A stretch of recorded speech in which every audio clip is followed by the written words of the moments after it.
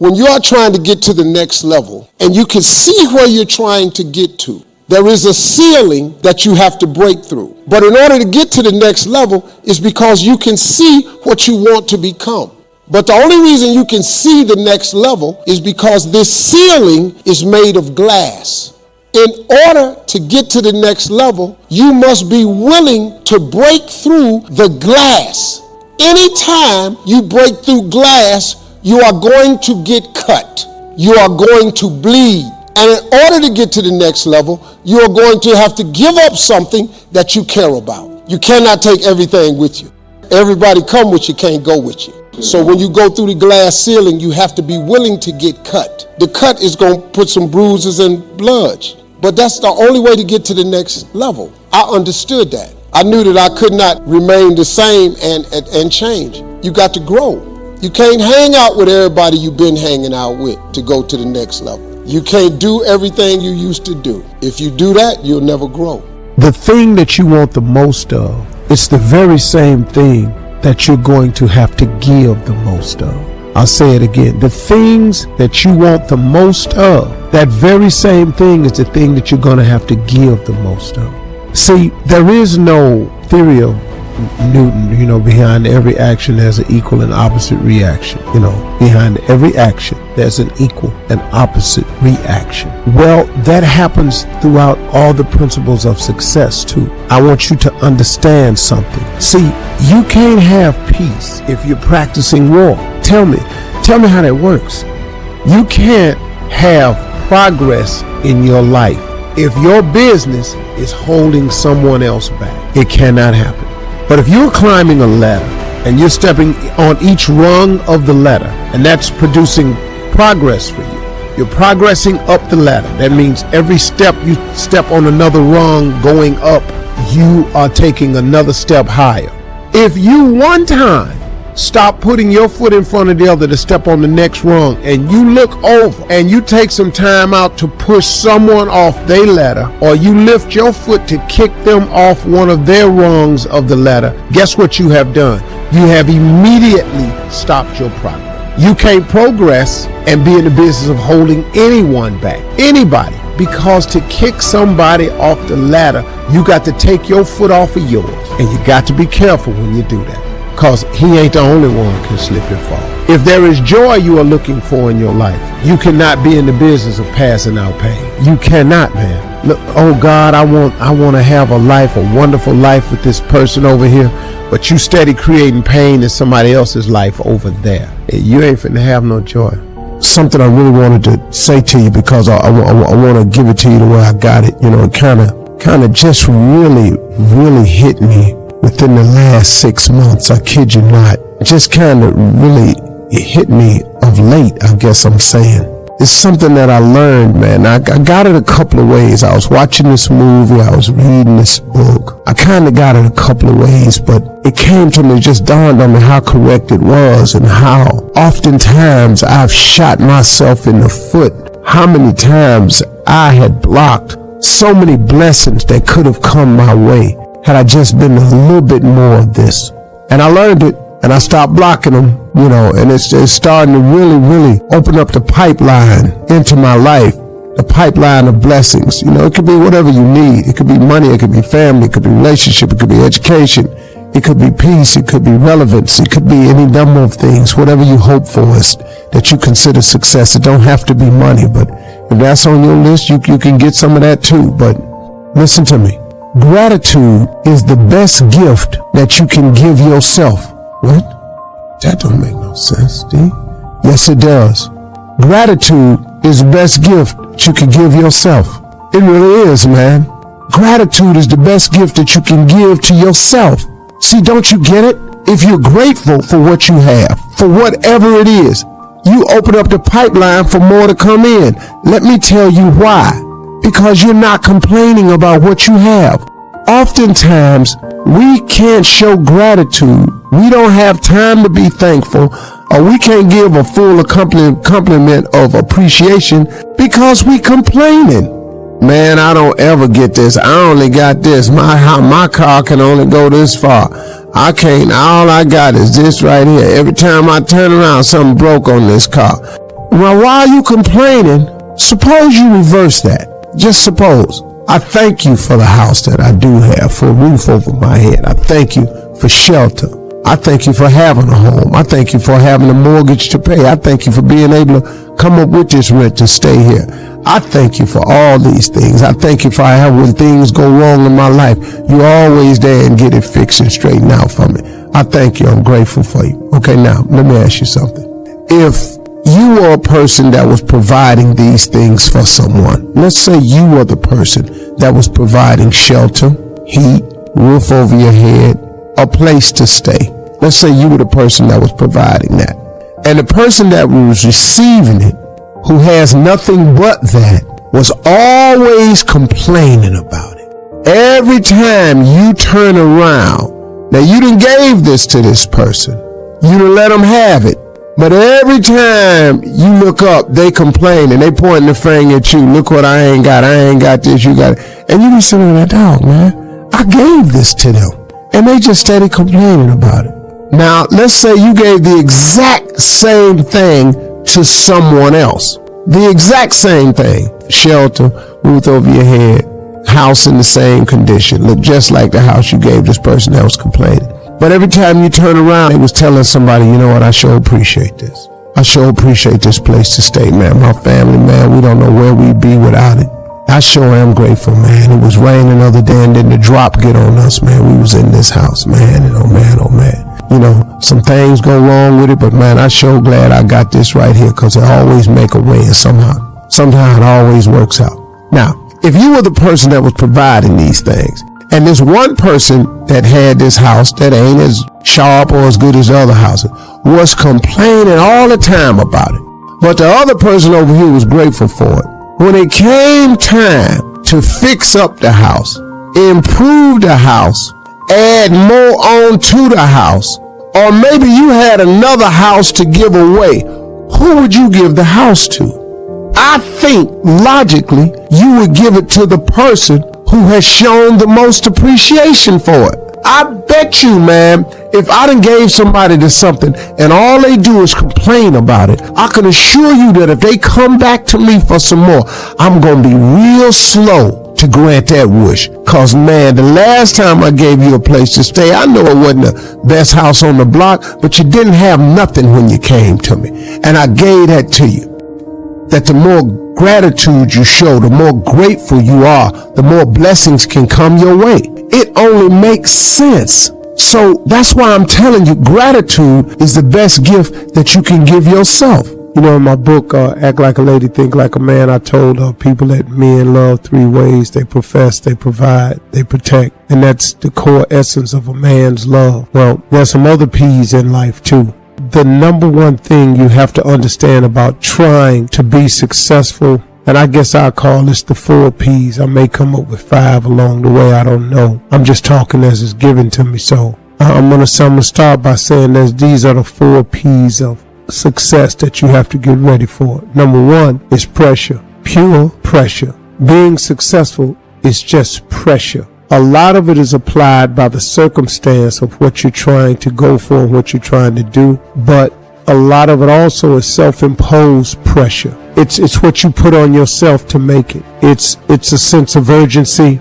It's a sense of necessity. But pressure is the first thing I want you to be ready for. And pressure comes in a lot of different forms, but it's going to be pressure. There's an old saying that pressure busts a pipe. See, that's why most people turn around, because of the pressure of trying to be successful. I want you to get it in your mind that it is going to be a pressurized situation on your rise to the top. Pressurized. It's going to be pressure. It's going to be difficult to do. It's going to be moments when it seems like it's real heavy. It's going to be moments, man, when it feel like you're going to burst. Us all comes from pressure. Pressure busts a pipe. Pressure. But understand that is what it is not going to change. That's it. Prepare yourself. Get ready for there to be pressure.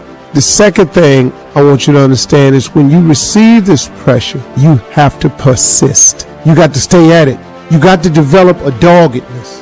There's a song out that says, why must I feel like that? Why must I chase the cat? Nothing but the dog in me. That's a funny line in that song. because really I was thinking about it one day. I was humming it, and it occurred to me. Said, why must I feel like that? Why must I chase the cat? Nothing but the dog in me.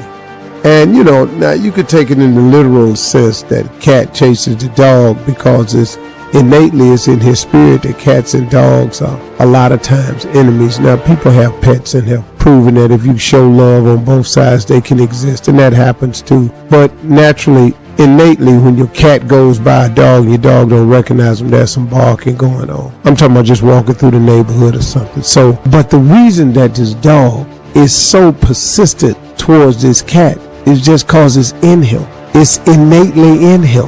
And what I'm saying to you, just using that as an analogy, is that you got to be persistent in that you got to develop some dog in you now, because pressure takes some fighting back. See, if you don't fight back against pressure busts a pipe. So what you think it'll do to you?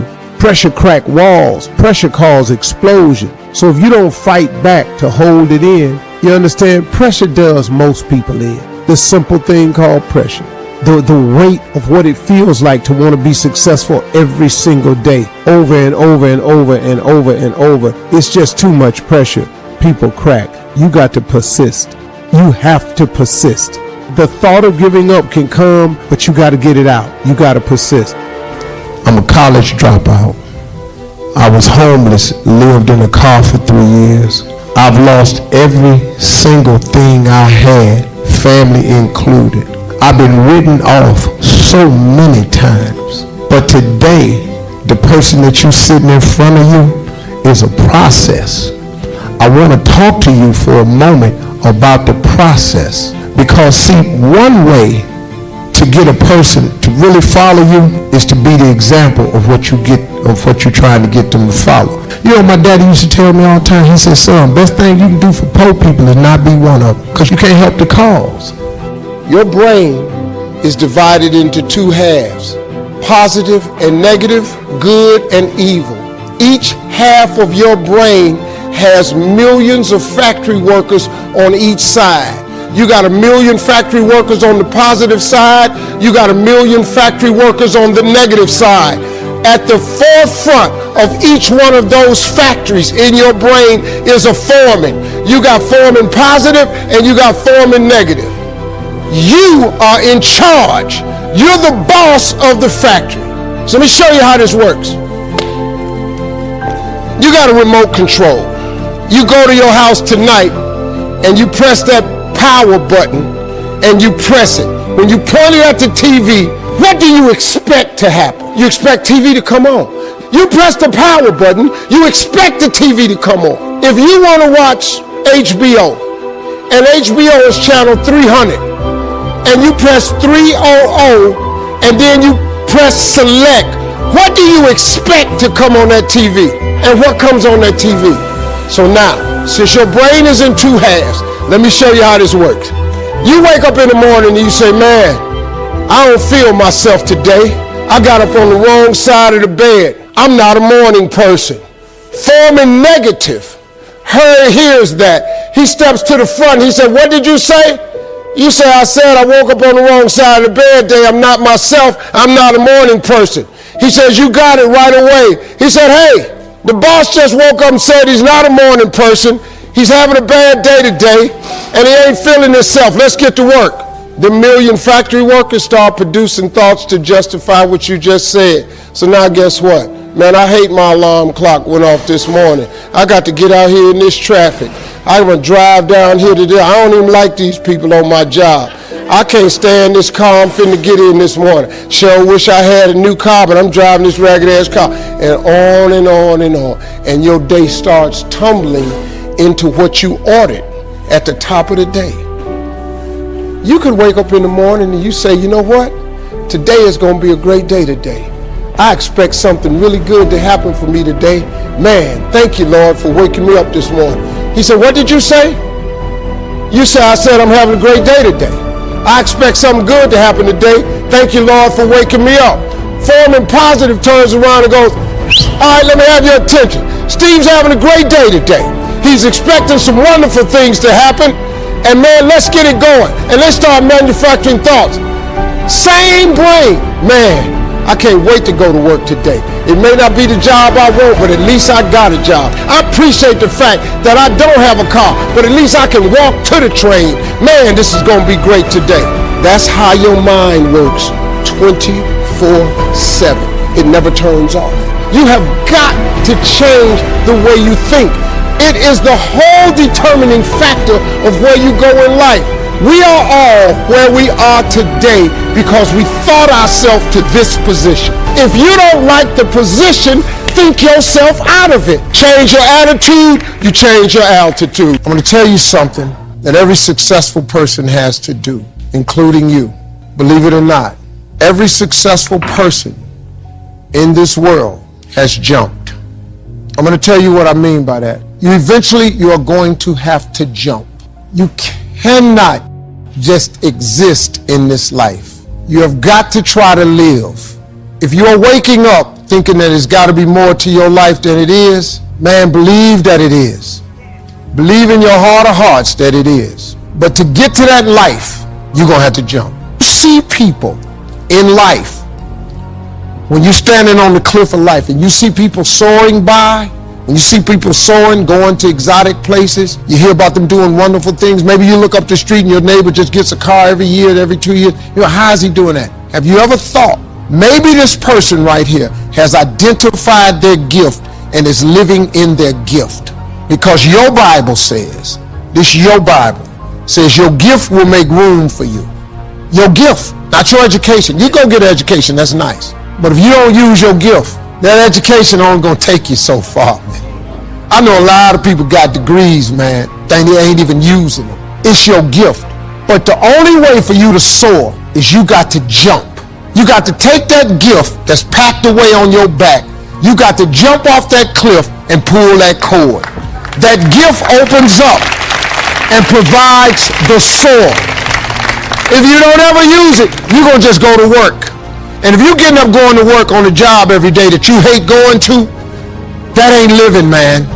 You just existed. At one point in time, you ought to see what living's like. But the only way to see what living like, you got to jump. And here's the problem. Let me just be real with you. When you first jump, let me tell you something. Your parachute will not open right away. I'm sorry. I wish I could tell you it did, but it don't. When you jump, it's not going to open right away. You're going to hit them rocks. You're going to get some skin tore off on them cliffs. You fly over there, boom, we got airplanes. Imagination is everything. It's a preview to life's coming attractions. Everything you've ever imagined is real. The problem with most people is you think your imagination is hocus pocus. It's really not. It's a preview of a coming attraction. If you react to your imagination, that's where your real life is. It's just God showing you what he has for you. The problem people have is they tell their imagination to the wrong people. See, if you want to kill a big dream, tell it to a small-minded person. It's dead. How many times, man, have you had a tremendous idea? Something you thought was the one, and you went and told it to your loved ones and your so-called friends, and they shot it down. I mean, you was convinced that it was just, oh man, I just came to you. And you told it to them and they shot it down. And you thought since they was your loved ones and their friends and they got your best interests at heart, you believed them. You was wrong. You let them talk you out of what God got for you.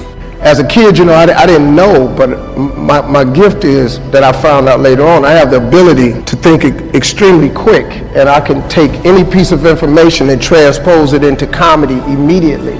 Now, when you're a kid and you don't understand that, you get in a lot of trouble. I didn't know what it was until I got older, that this was a gift, that it did make room for me, that I became a stand-up comedian, which started with a dream of mine, and it led to where I am today. It's a lot of stuff that happened in between there.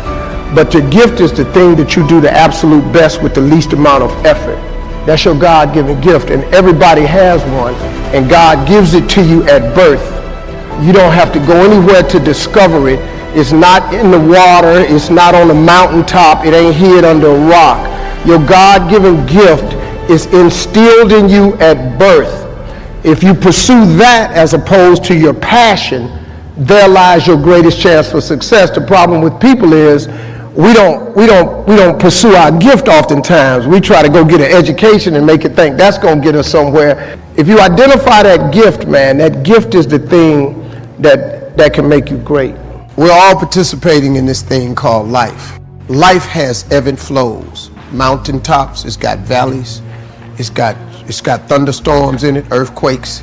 This life, you stop expecting it to go smooth, because it ain't finna go smooth. The road to success is always under construction. This life ain't set up to be smooth. You combat negativity and you combat discouragement with gratitude. It's the one way to combat discouragement is with gratitude. What messes you up is you focus on the thing that's not happening, and that causes you to get discouraged. So whenever you get discouraged, you have to change your focus from what's not happening to what has happened, and it straightens you out immediately. Because what causes the downslide is if you get wrapped up into what ain't happening, it get ugly, man, and it just snowballs. But you have to focus on gratitude. People don't understand how serious gratitude is.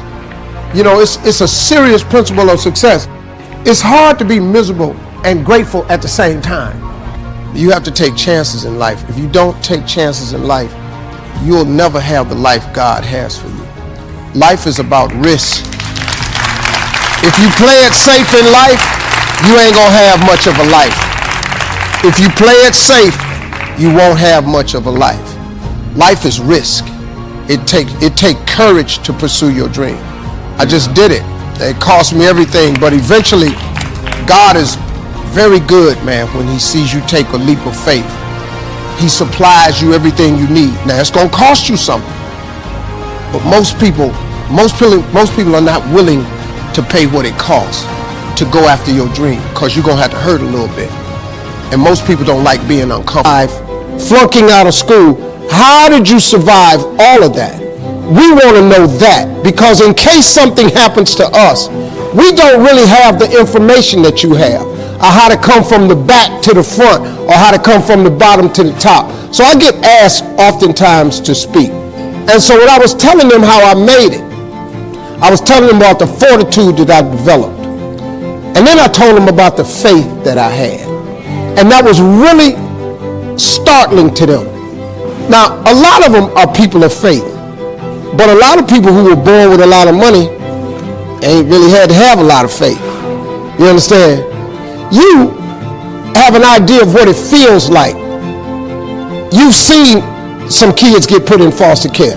You've seen child protective services come to somebody's house.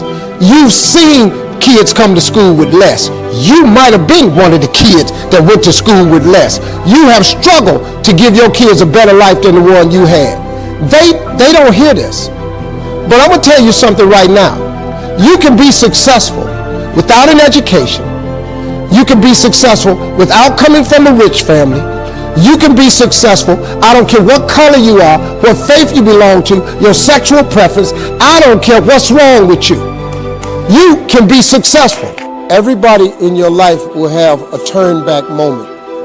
No matter who you are. You're going to have such a period in your life where it seems like it's not working. You're going to have doubts. You're going to have a lot of trials and tribulations and challenges. And everybody has what's called a turn back moment. You always have a moment in your life where the direction you're going, you will have to make a decision to keep going or you turn back. The sad thing is the average person turns back. But think about this. If you're going somewhere and you turn back, you can never get there. If you wake up every day and go get in your car and say, I'm going to the store, and halfway to the store you turn around, and then the next day you go to the store and you turn around, you do realize that you'll never get to the store. So whatever you needed from the store now is even a greater need because you turn back. And every time you turn back, it does not change the need. So what kept me going was, I made turning back, giving up, never an option. And I had really dark moments, man, where I thought I just didn't think I was going to make it. Where I am today, I didn't see it clearly at all. I had a lot of turn back moments. But you know what it was for me, man? Being successful is so hard, but I realized that not being successful was hard too. The difference between not being successful hard and trying to get successful hard, if you're trying to get successful and it's hard, at least there's some payout. There's a payoff. If you hang in there, there's payoff. When you're not successful, it's hard. It's hard not having money. It's hard never knowing how to come up with your mortgage and your bond and your rent. It's hard not knowing that. How you going to feed your children? How you going to pay your bills? It's hard, ain't it? So if it's hard that way, and it's hard being successful, I might as well deal with how hard it is to be successful, because at least one day that could be a payout. If you just stay in the hard part of life of not being successful, ain't no payoff. I have failed. I didn't want no regular car. I didn't want no regular clothes. I didn't want no regular checking account. I just didn't want it. I wanted to have an exceptional home. I wanted to have an exceptional bank account. I wanted to travel exceptional places. Now, if you don't want that, it's perfectly fine. You can be really happy being ordinary. But if something's burning in you, you got to deal with it. If you don't deal with it, you're going to be disappointed, man. See, being right, there's nothing wrong with it. Discipline determines your destiny, not your desire. You've heard me say this how many times on the show? Okay, here we go again, Steve. I got it. Faith without works is dead. But let me tell you something. To be a hard worker, you got to be disciplined. That's one of the hardest lessons I'm trying to get through to my sons. That an undisciplined man is headed to a life of just, I can't even tell you, man. You're going to throw yourself down a cliff if you're not a young man or a man that possesses discipline. Because they got something for undisciplined people. They got some street laws for undisciplined people, and they got some federal laws and state laws for undisciplined people. So that's why them signs is outside on the freeway. We're going to let you go fast, but 70 is the limit. If you're disciplined enough of a person to leave your house at the time you're supposed to leave your house, 70 miles per hour is absolutely enough. But if you're an undisciplined person, if you don't have the wherewithal to leave your house on time, to go where you want to go, see, the desire is where you want to go. The discipline is how you get there. You know, you understand? You can want to go to see your family in California all you want, but the flight leaves at 1:18. You leave your house at 12:30. They told you you must check in 1 hour before your flight. Now, if you ain't got the discipline to get to the airport to check in 1 hour before your flight, leaving your house 45 minutes before the flight departs, what you think gonna happen? Your desire to go see your family in LA is going to be thwarted because you lack the discipline to prepare yourself and get yourself ready to do the things that you have to do to make your desires come true. I'm telling you, discipline determines your destiny, not your desire. You can write down a list of stuff you want to do all day, but if you don't produce and show the discipline necessary to get there, what you think gonna happen? Huh? Okay, I want to be rich. Okay, I want to make $400,000 a year. Okay, I want to be the best player that there is. Okay, but you don't want practice. See, the cat that's disciplined enough to show up at practice, that's shooting jumpers when everybody going home, that's the guy that's going to be the best. The guy that that's never late for practice, the guy that studied the playbook, that's the guy that's going to make it. That's the guy that's going to make it. Not the guy that's talking crack. It's talking that smack. I'm going to make the Pro Bowl. I'm going to make the All-Star team. I'm going to be All-American. That's just what you saying. But discipline determines your destiny, not your desire. So now let's talk about this discipline. What is that really, Steve? That's your work ethic. That's your hunger. That's your will.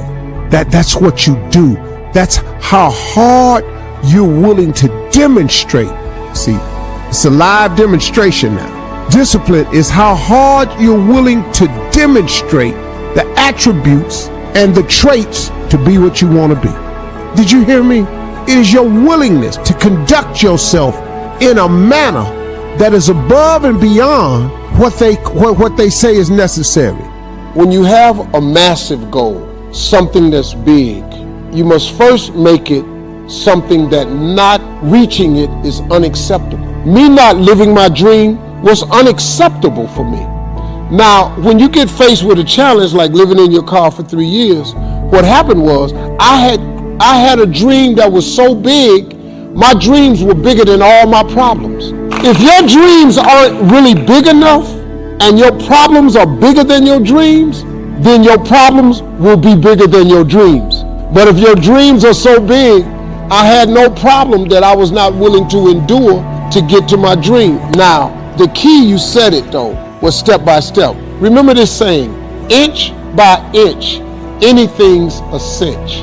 Inch by inch. See, so you got to set incremental goals along the way. On your way to, let's say you want to be a millionaire, but let's say you only make $5,000 a year right now, but you want to be a millionaire. Then you have got to take whatever you did to make $5,000 and duplicate it so you can make 10. But when you make 10, that should be a minor celebration. Then when you make 20, that should be another minor celebration. Don't stay frustrated because you haven't reached the million, because it takes a long time to make $1 million. But let's just say you're making $250,000. There's another celebration you should have. So you have to enjoy the journey, because the journey is not going to change. If you wait until you reach your goal to celebrate, you're gonna be, it's mentally debilitating. So you have to have monumental steps along the way, and just make inch by inch anything's a cinch. Set very doable goals as you're trying to reach the impossible thing. Stress is necessary. So you got to be willing to go get it every day. There's a story my father told me all the time. Now, I've heard it several different ways, but I'm just telling you the way my daddy gave it to me. He said, son, he said, every morning on the plains of the eastern Serengeti Desert, there arises a gazelle that realizes that he must run faster than the fastest lion, or he will be eaten and he will die that day. On that same desert arises in the morning a lion that realizes that he must run faster than the fastest gazelle, or he will starve and he will die that day. He say, son, the moral of the story is, no matter who you is, when you wake up in the morning, you needs to be running. What he taught me was a work ethic of how to work in order to get to where you want to go. But you got to put yourself under some stress, though. See, stress is necessary. See, I'm a seed. I really am. But a seed has to be planted. A seed got to have dirt put on top of it. If you take a seed and throw it on the concrete and walk off, the sun just burn it up. But guess what? Logically, in my mind, it doesn't make sense that to grow something, you should dig a hole, put it down in there, and cover it with dirt. Logically, that don't make no sense to me. But though, see, dirt is necessary for growth and development. If you want to kill a big dream, tell it to a small-minded person. I told everybody at 10 years old I was going to be on TV. I had no problem when I said that. I had a severe stuttering problem. I could not talk outside of my house. I went to school, church, anywhere. I locked up. I couldn't go to the store. I just stuttered profusely, man. It was a horrible experience for me. So when I wrote on that paper, the assignment was write on a piece of paper what you want to be when you grow up. I'm 10. I wrote I want to be on TV. That was that faith, the belief in things that you cannot see. I ain't see no way I could be on TV, but I wrote it down. I didn't know no better. I'm 10. I wrote it down. Teacher called me to the front of the class. I thought I'm going to get me a gold star because she had everybody stand and read their paper and their name. She called me to the front. I'm thinking I'm going up here to get a gold star. I ain't never had one before. This must be, my answer must have been really good. I can't tell you how wrong I was. That lady didn't call me up there to give me no gold star. She called me up there to humiliate me. And when I got up there, that lady lit into me. She said, why would you write something like this on your paper? First of all, why you called me up here? You know I can't talk. You already know I can't talk. And she just said, why would you write something like this on your paper? And I'm standing there. I'm trying to get it out. She said, who in this school ever been on TV? Who in your family ever been on TV? Who in this neighborhood ever been on TV? She said, look at you standing there. You can't even talk. How they gonna put somebody like you on TV? So every Christmas, I send her a flat screen TV. I want her to see what God had done for me. I wanted her to see that no matter what she said about it. Attitude determines your altitude. If you're a positive person, positive things happen to you. If you're a negative person, negative things are going to continue to happen for you. If you can put that in your scope this year, just change your attitude. Wake up and smile. How about just wake up and be grateful? Life is really 10% what happens to you and 90% what you do about it. Look, everybody in this room, everybody watching, everybody got something they got to deal with. Get to dealing with it. Stop complaining about it. Complaining about it only makes it stay present. Don't give up when reaching your dream is difficult. Listen, if success were easy, you've heard it a million times. Everybody would be successful. It requires a grit and a toughness to be successful. But I got news for you. It's something that all of you have in you. Now, whatever you've been through, whatever that is, guess what? You're still here. Whatever you think riches is, that's your definition. There's a survey that says riches and success is being happy. Well, all you have to do then is determine what is it that makes you happy and start down that path. Now, to find true success, I believe that you've got to do some work, because it's not free. Everybody would love to wake up and just be happy and bubbly, but it requires some work. So I want to share with you something from my book, chapter 11. There is no self-made man. Now, most of us want to believe that we're independent, that if we set our minds to do something, simply it can get done. Well, I got news for you. Unless you look to others, you can work twice as hard to get half as much. Sometimes you need a partner in a deal in order to aid you along the way. There is nothing wrong with asking for what you want. You know, for a long time, I used to think that the path to success was going at it alone, because I was always busy priding myself on not asking for help. I was homeless, I didn't want to ask for help. I lived in a car, I didn't want to ask for help. And I almost missed out. I didn't realize how many people were willing to have discussions with me about success. You know, most people that are successful, if you ask them for help, they'll give it to you. I'm talking about advice, principles, solutions, not money. Don't walk up to a wealthy person and just ask for money. You know how many times they done got that? But if you're interested in learning how to fish, a lot of people will teach you how to fish as opposed to giving you a fish sandwich. Because they know if they give you the fish sandwich, you're going to eat it, you're going to have to come back. A lot of people have helped me along the way. Magic Johnson, Oprah Winfrey, the president. I've had some conversations with some people who have it together, and they've taught me many things about succeeding. Now, you might think that requesting help is a huge ask, but it's not. People don't mind sharing knowledge. What is knowledge unless it's shared? If you have knowledge but you never share it, how do we know you got it? And just remember, there is no shame in wanting something. This whole world is based on wanting something. You know, don't sit up and listen to some group, you know, wanting something is a sin. No, it's not. You got to want something. The scripture says a man without a dream or vision shall perish.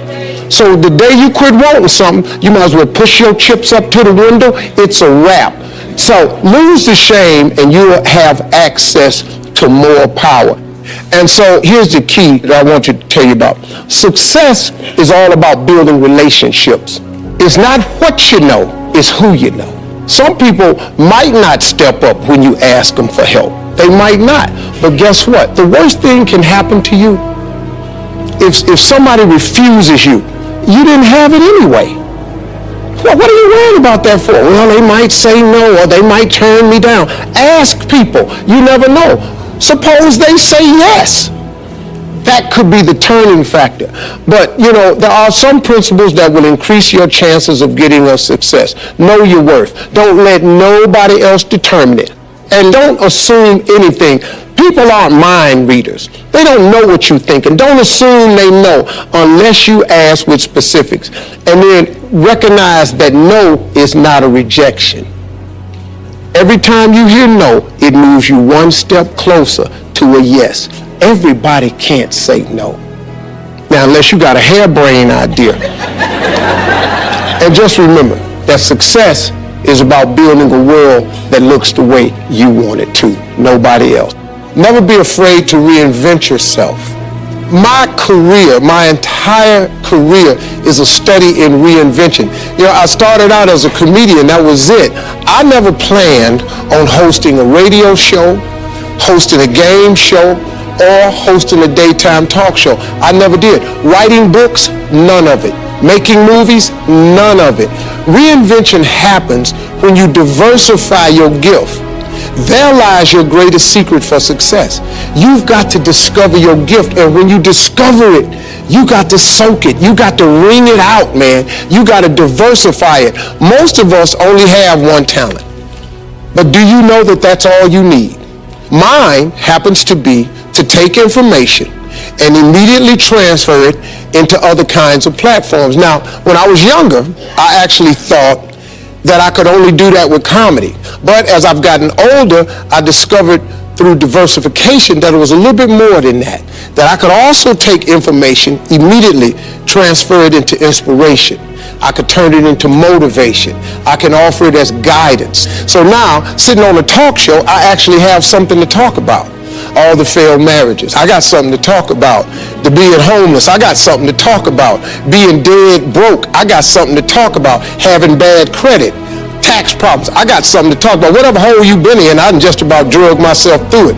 But I came out of all of it because I was not afraid to diversify my gift. One of the other tricks for reinventing yourself is not letting your background become a limitation. If you take that background that you're from and never let it define you, but allow it to redefine you, all that stuff works for the good. Do you understand that you needed everything that's happened to you in the exact order that it's happened in order for you to be the person that you are today?